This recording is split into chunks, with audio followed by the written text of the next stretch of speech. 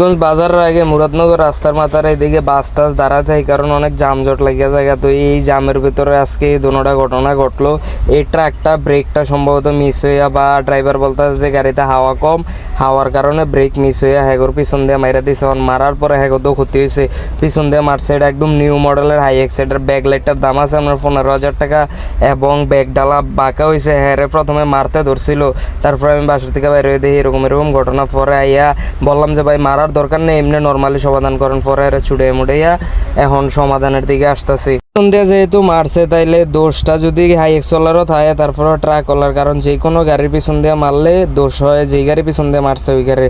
যা কখন কষ্টবিষ্ট করে কোনো রকম হ্যাঁ করে মানায় টানে, তারপরে ড্রাইভারে বিকাশে টাকা আনছে, আইনা প্রায় 30,000 টাকার মতো জরিমানা দিয়ে তারপরে এই জায়গাতে ছুটে গেছে। কারণ এটা কাজই লাগবে 30,000 টাকার। এখন কী করবো বেড়া, গরিব মানুষ। এখন যদি কোম্পানিরা জানায় তাইলে আপনার চাকরিটা থাকবো না। এই কারণে নিজের পকেটে টাকা দিয়া এরপরে এই জিনিসটা মীমাংসা করছে। এরা হাইওয়ে পুলিশ টুলিশ আনছিল, প্রথমে ড্রাইভারে মানতে চায় না। আমরা অনেক বুঝাইছি যে আপনার ভুল আছে শিকার যান, কিন্তু ড্রাইভারে তো প্রথমে এতগুলো টাকা কর্তিকা দিব। তারপরে যাক যেভাবে হোক মানছে, মানার পরে এরপরে বিকাশে 30,000 টাকা আনা হয়েছে আইন না, তারপরে দেওয়ার পরে হেরা চলে গেছে এবং ড্রাইভারের নিজের গন্তব্যের উদ্দেশ্যে রওনা দিয়ে দিছে। কিন্তু এই একটু ভুলের কারণে প্রায় 30,000 টাকার মতো জরিমানা দিছে। হ্যাঁ কমপক্ষে একটা মাস কামাই করা লাগবে এই 30,000 টাকা।